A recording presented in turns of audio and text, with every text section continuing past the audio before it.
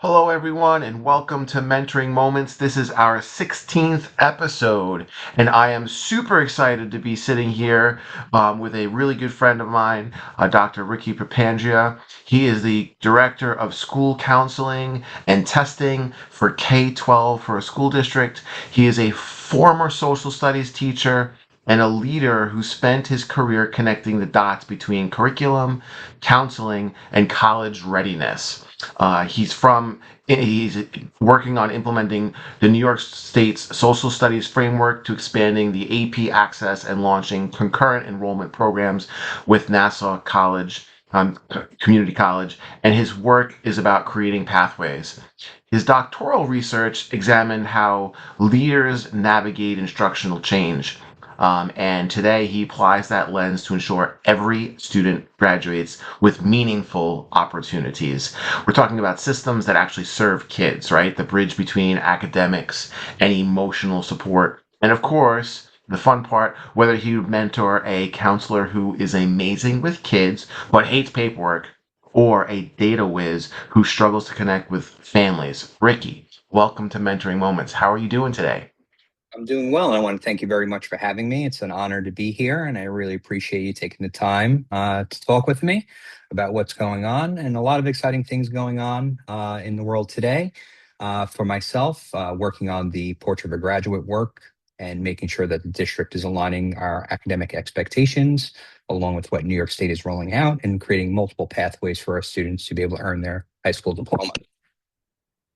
So it's very exciting. You and I talk regularly about that topic because we feel like the state's kind of moving in a really fun, exciting direction, and providing opportunities for kids. And there's just the opportunities for this are endless. You can go from the trades all the way up to the academic realm, and it's super amazing.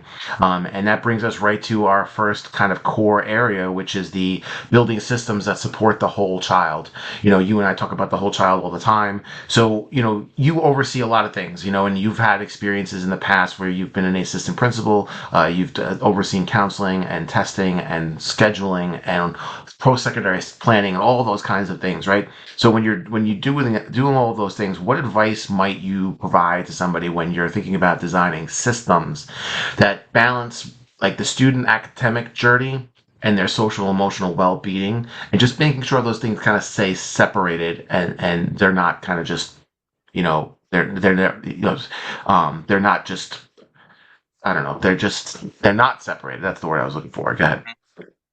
Yeah, well, I think the really important thing is that, with students have a lot going on in the outside world today. There are a lot more pressures on adolescents today, and that's really impacting, their performance within school. Schools are dealing with a lot of different things, such as chronic absenteeism, dealing with students not performing well on academic tests or standards. And a lot of that can be traced to what's going on in the child's life at home.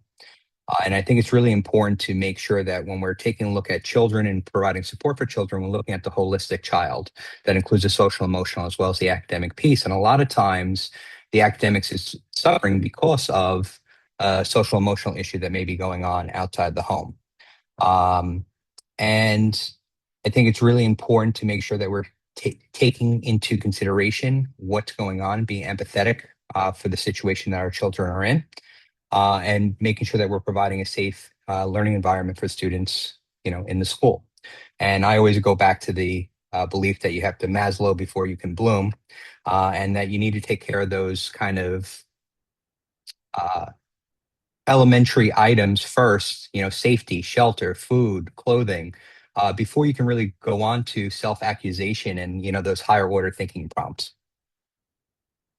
No, and I absolutely love that, Ricky. Like the idea of how you said the academics are impacted by the things that are at home, right?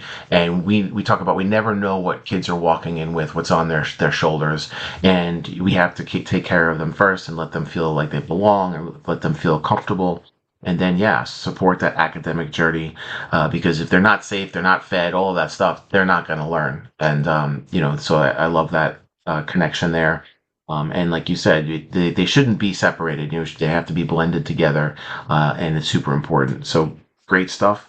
So What do you think is the biggest disconnect that you might see between how schools approach curriculum, right, and then how they approach counseling, right? And so, what advice would you give somebody to kind of bridge that gap? I think both things kind of go hand in hand. I think that the counselors are providing that academic support for the students. They're the ones that are checking in with the students, making sure that they're progressing the correct way. They're the kind of academic gatekeepers, making sure that students are hitting those items on their transcript for graduation. They're the ones that are setting up the plans for those students. They're the ones that are really diving into the students and what their interests are and aligning the academic programming at the high school level to kind of support what the students are looking to do outside of high school. And I think the counselors play a very vital role. And I think it's overlooked in a lot of districts where, counselors are kind of seen as like an ancillary item for students, where it's really kind of the heartbeat. And I think everything kind of runs through the counseling center. And I think districts that kind of recognize that are moving in the right direction and really supporting students the best way that they can.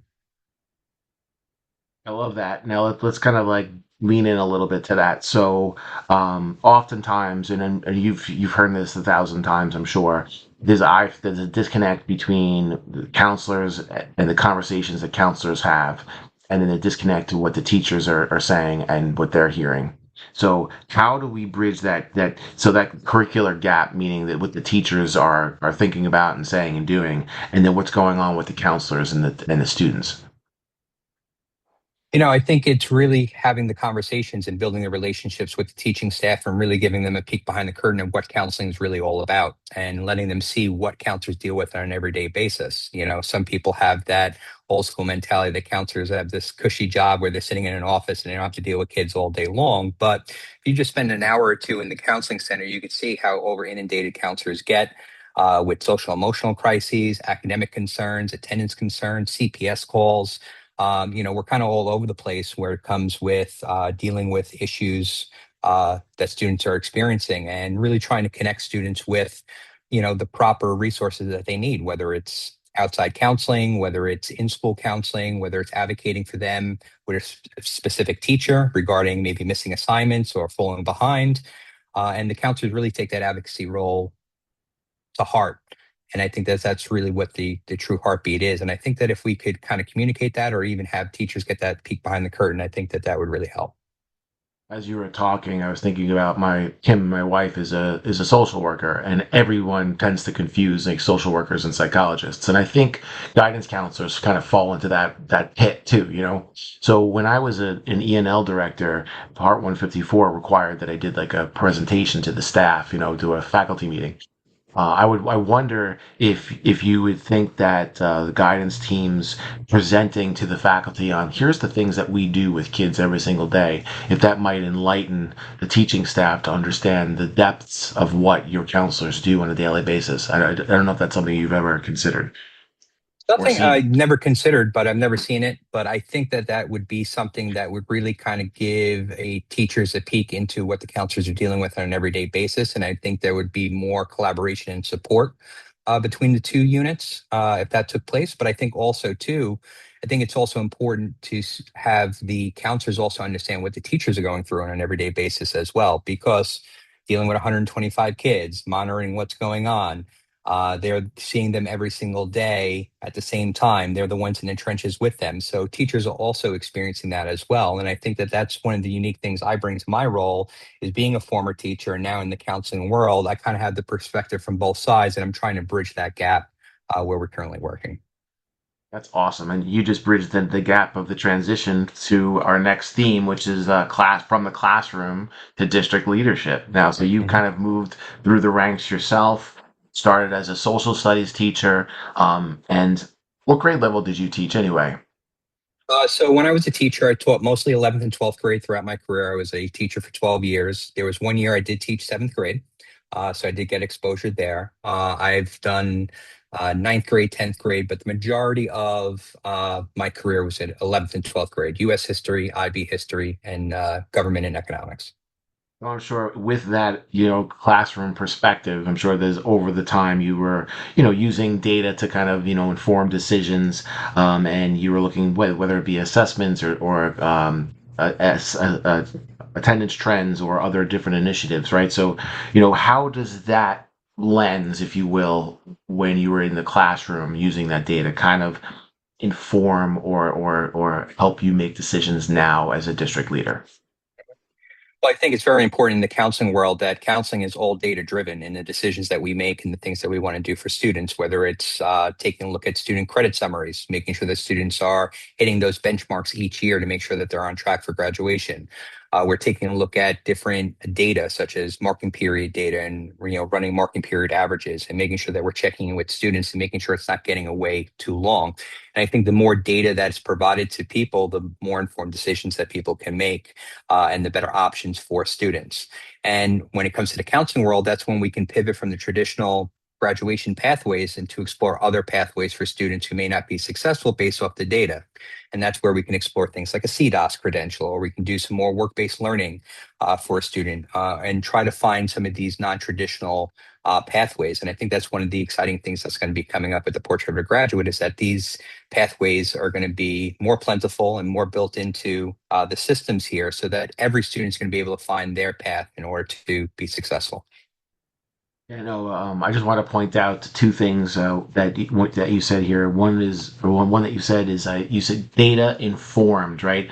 And it's something that I learned years ago, to change the language from data driven, right, to data driven to data informed, because as we were talking about earlier, we want to educate the whole child. And when we look at data points, the data points are just numbers, and that doesn't tell the story of the kid.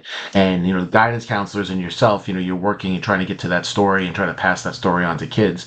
And I want to kind of commend you. You and I work really closely together, and on the dot, every quarter you send out Excel spreadsheets with all of this data, to share out with the staff, so we can start talking about some things and start to move some initiatives.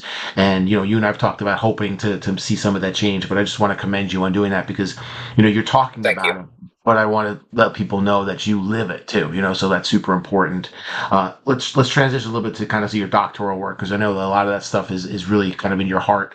And you examined kind of leadership during curriculum change, and you Mhm. want is there a story that you might have, or is there a piece of advice that you would have, like a time that maybe you had to lead teachers through a difficult transition, and then what was your kind of like your anchor, like the part that kept you steady through those difficult moments?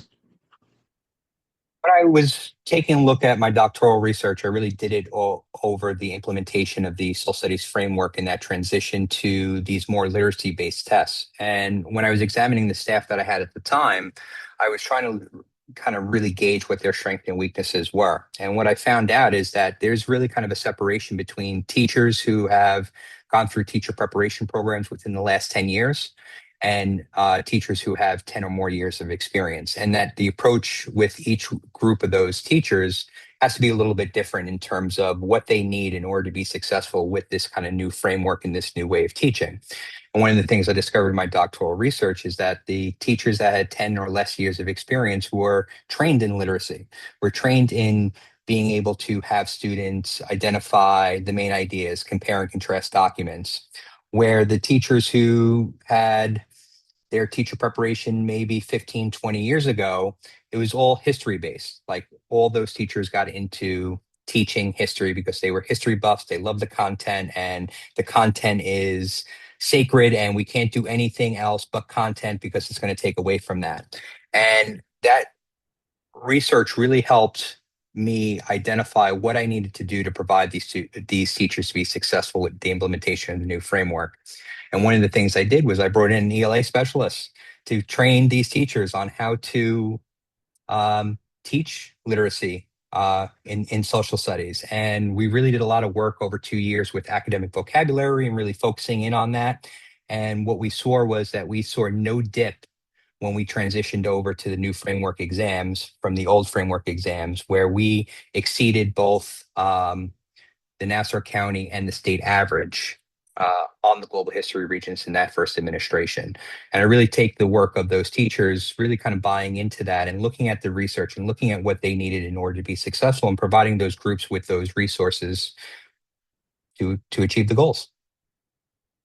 Great. I mean, to dive into that anchor of the ELA specialist, bringing them in and sticking to the goal of infusing ELA into the social studies curriculum. Now, it's funny when you were talking about that, I was thinking about my ENL hat and it's how so many times we would talk about teaching the language through the content, and it's the same concept here, that you are teaching, social studies, yeah, but you're using the language to also to do those things, and your research has been, really really powerful for people, and I think you've been trying to implement it in a way, in your leading, right, and also in how you are moving initiatives where we work.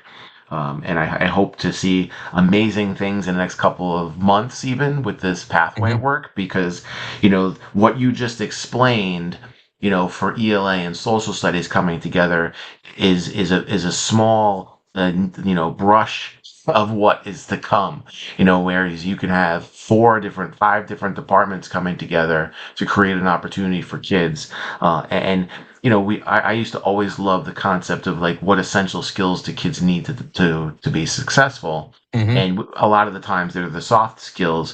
And like elementary school, it's much easier to take a pause and bring kids together and do different things because the teacher's teaching all the things. But in a secondary program, especially high school, with kids with 9 period days, it's really, and all the different departments, it's really hard to kind of see that collaboration. So, do you see in this pathway work, the teachers departmentally coming together to create culminating experiences that are multi interdisciplinary? I think ultimately that's what the goal of the Portrait of a Graduate is, to break down those barriers, to break down the differences between different departments and do more interdisciplinary work. In my prior district, we did a lot of work at the middle school level in terms of interdisciplinary projects with all four main subjects. And I think that's something that's really going to be coming to fruition because you see with the Portrait of a Graduate, New York State's also layering in things like climate education, personal finance. So you're taking like little dips into each one of these different areas and you're really trying to bring it together to have a holistic experience for a child, a true liberal arts education for students, and then also then specializing in a particular pathway that they're interested in that's going to lead them to success, after high school. So I think it's definitely a movement that we want to see. I'm a firm believer instructionally of project-based learning, inquiry-based lessons in the classroom, because I think that's really what engages students. And as you mentioned before, that's also teaching them the soft skills along with the content, along with the literacy, coming all together. And then they can take that and transfer it to whatever other type of work they're going to do. Because when they leave high school, and go into the real world, it's going to be inquiry based stuff. You're going to have to, figure out what's going on and try to come up with a solution to it. You're going to be working together with people, and you're going to have to learn that skill of how to work with different dynamics on a team. And I think that New York State's really getting it right here with this transition. Oh, that's great. And I want to highlight something that you said. You mentioned bridging the gap between the high school and the middle school, right? And I would further extend that as bridging the gap from elementary to middle as Mhm. well. In the portrait of a graduate work, that project based, inquiry based, where the students are discovering. I like to call it discovery learning. Is exactly what we want them to do as they move into the workforce, whether they're academic workforce or trade workforce or military. Like you said, they're highlighting the fact that they need to collaborate, they need to work together, they need to problem solve. All those things we all need to do. And when you read things of like what academic level do kids need to survive, it's really just a seventh grade education, and after Hmm. that, it's just gravy. And so if we could take that this work and think about it K-12, because I think at an elementary school in general, our elementary staff are kind of engaging in those project-based, inquiry-based processes. And then like the students go to the middle school and it's just like it's dead in the water. And now all of a sudden, then they're going to go back to the high school and they go back to that model. It's going to be really confusing for kids. So Hmm. I love how you're talking about, bridging those gaps and all those great things. So let's kind of talk about some of the kind of this tactical advice that you might have to moving through and creating these opportunities.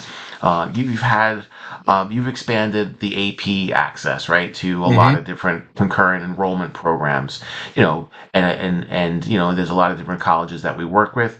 So what's kind of your advice or what you would give people as a blueprint, right, for a school leader who wants to create more college credit opportunities, but might face, let's say, budget concerns or staffing pushback or something like that?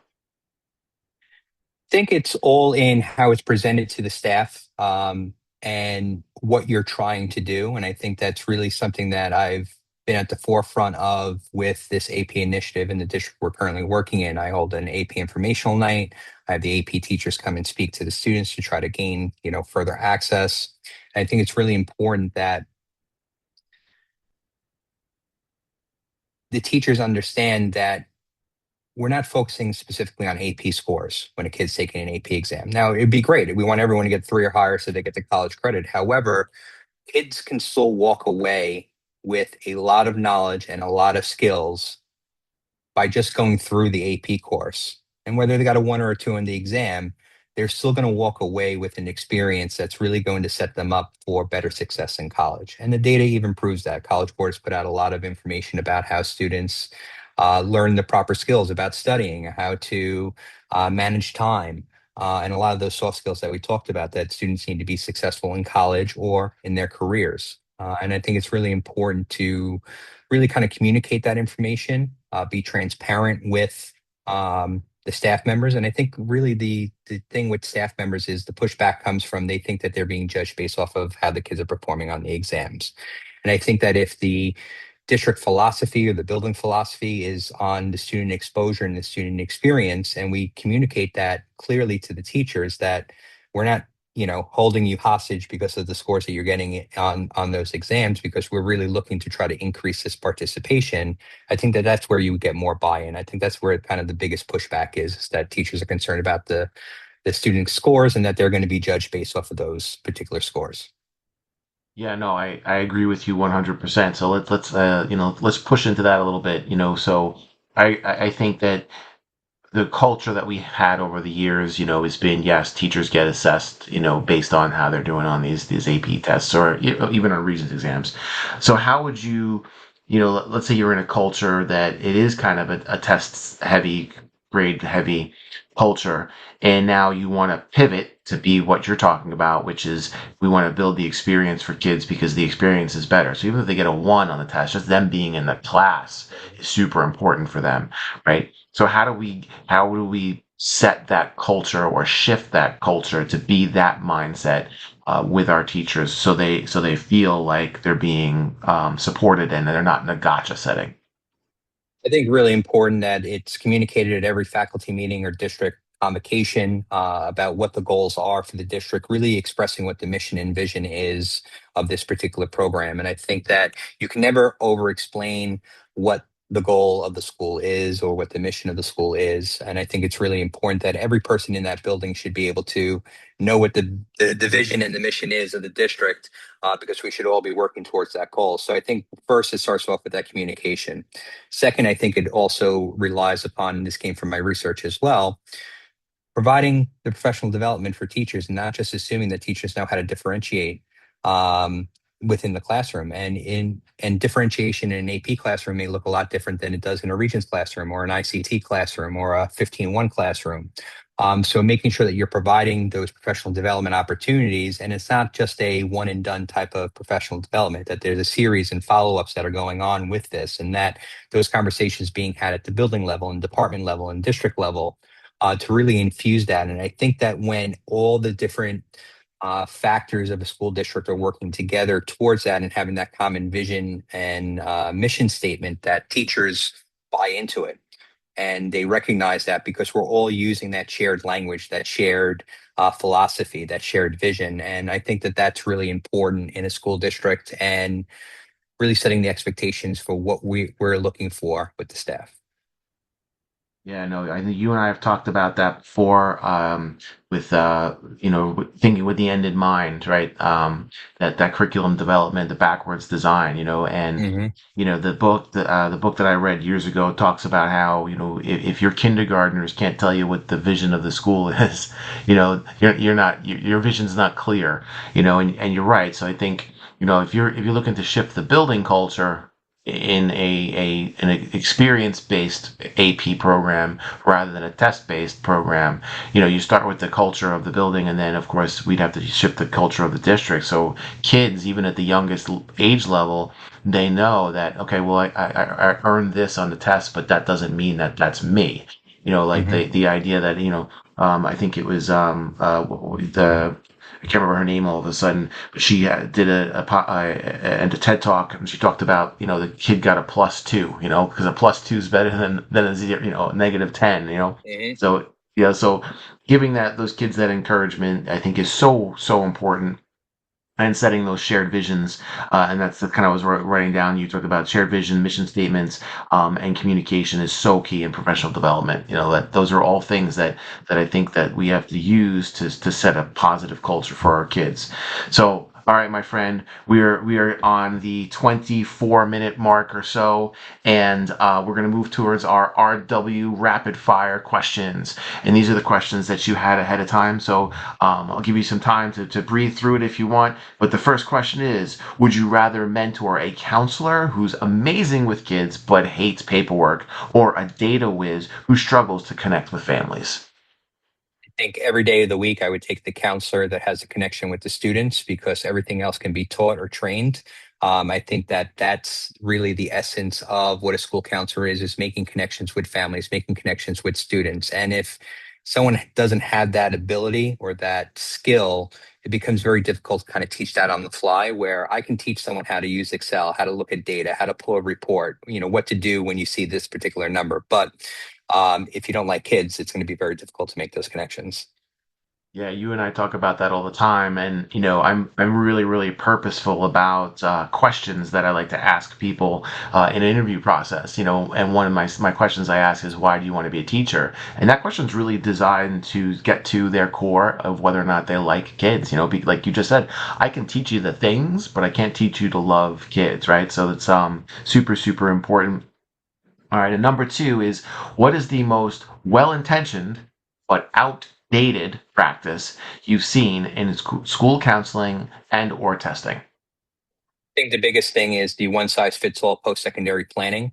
I think today there's so many different options for students outside of high school that college is not necessarily the only track that kids have to go on, that you have all these CTE, technical training. Take a look at someone like Suffolk County Community College having 1 and 2 year certificate programs where kids don't even have to attend for more than a year. And then they get certification within a particular field to go into and get a job, and a high paying job at that. And I think there's a lot of union and trade jobs that are out there that make a lot of money, and that there are some of those jobs where kids are going to go into that job and make more money right away than a kid who has a 4 year degree. And I think that kids need to have exposure to all those different options as opposed to kind of this cookie cutter mentality that we've had for maybe the last 20 years or so, is that the expectation is that every single kid is going to college and we gear our entire program towards that goal and that mission. And I think that's doing kids a disservice because if they don't, get into college or are not successful in college, then they feel like a failure. Where no, there's a lot of different opportunities here where you can actually probably be more successful and make more money than, some people getting a college degree. Absolutely true. I think you and I talked about this. I had a former friend of mine in another district that had a student that was struggling. Still did graduate, right? But basically had like left the building really early and opened up a landscaping business, and was wound up making hundreds of thousands of dollars opening up their own landscaping business. And that's a perfect example of those soft skills being successful, and that the one size fits all does not work for kids. So great. Mhm. All right. So what do you prefer? An SAT prep session or a college application essay workshop? Take the college essay workshop any day of the week as well. I think that's Figured I, more I figured important. that. I think that any student going to college has to write a college essay. Not every student going to college has to take an SAT or an ACT right now. So I definitely think in the world today of test optional and test blind, that if you had to pick or choose between the two, I think the college essay is going to give you more bang for your buck, and reach more students and provide them the skills that they need in order to be successful in that. And I think one of the things that kids lack confidence in is writing about themselves, because all the writing that we do throughout high school is really about different things, and they really don't really focus on themselves and writing about their journey or something that they overcame. And I think it's really important to kind of provide them the resources to be successful in writing about themselves. That's wonderful. So as you were answering and talking through some things, I was thinking about, what I've been doing on the podcast and what we've been talking about. And I realized that I should probably ask this question at every episode. And I'm going to start to do this right before our mic drop closer question. I'm going to ask you if you would share with the audience here a mentor that has impacted you, and how they shaped you and your leadership. Probably the person who's had the most influence on me as a leader has been Anthony McNella. He's the current superintendent at the Baldwin Union Free School District. And when I worked there under him, when he was the assistant superintendent, he really kind of opened my eyes to this kind of holistic view and not having the blinders on when I was in charge of the social studies department and just focusing on social studies, but really kind of seeing the big picture, how all these different pieces commingle and how a decision being made in one department can have cascading or consequences on other departments as well. And that, yeah, it's good to be able to advocate for your department and your teachers, but you also have to take into consideration the school and the district as well. And where does that fit in? And does that align with the division and the mission that we're looking for? And I think that that really gave me a great perspective in my leadership and being more open-minded and having that 30,000-foot view over things, as opposed to just, concentrating on my own work and not really caring about what the unintended consequences are of my decisions. Oh, it's wonderful. So that's great. Thank you. And our last mic drop closer question is finish this sentence. A school truly prepares students for the future when it dot dot dot. When it provides the opportunities for students to discover themselves, to work through problems, and that you create an atmosphere where kids aren't afraid to fail. Failing, I think, gets this really negative connotation in schooling and from parents and from districts, but you learn more in your attempts to do something than you do if you're successful in the first attempt. And I think that we need to have students kind of go through that to build their resilience and to build some of those other soft skills that they're going to need later on in life, because there are decisions that I make, there are decisions you make, there are decisions that superintendents make that work out great. And then there's other ones that it doesn't work out as intended. And sometimes you have to pivot and you have to have that resiliency to be able to pivot. So I think that it's important to kind of really create that atmosphere where kids can really kind of explore and try themselves, because in the grand scheme of things, high school is kind of that time period where you can kind of experiment and where you can, um, you know, learn from your mistakes and really move forward in a positive direction for the rest of your life. Yeah, the acronym I always love is FAIL, first attempt in learning, right? And Hmm. that's like that growth mindset. I love the idea of, because you said discovering themselves, and taking the risks. I love the concept of when Abigail, my youngest daughter, had a math teacher that when they did a test and they got things wrong, they got the opportunity to do test corrections and learn and explain why they made the mistake, and they actually had to write it out. And that opportunity set her up to understand that failing and making mistakes is really all about growing. So, Ricky, Hmm. my friend, we're just about our time here. I would love for you to kind of share your final thoughts with our audience. Anything that's going on in your mind, or any final thoughts for our audience.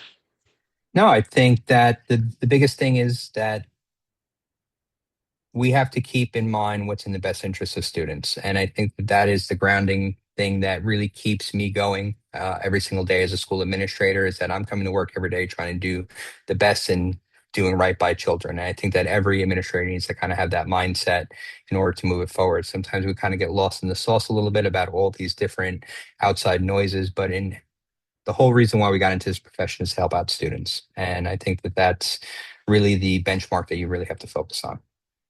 Yeah, your mission and your vision is always to be a leader who serves, and that is so powerful. And walking into the door of how can I help you?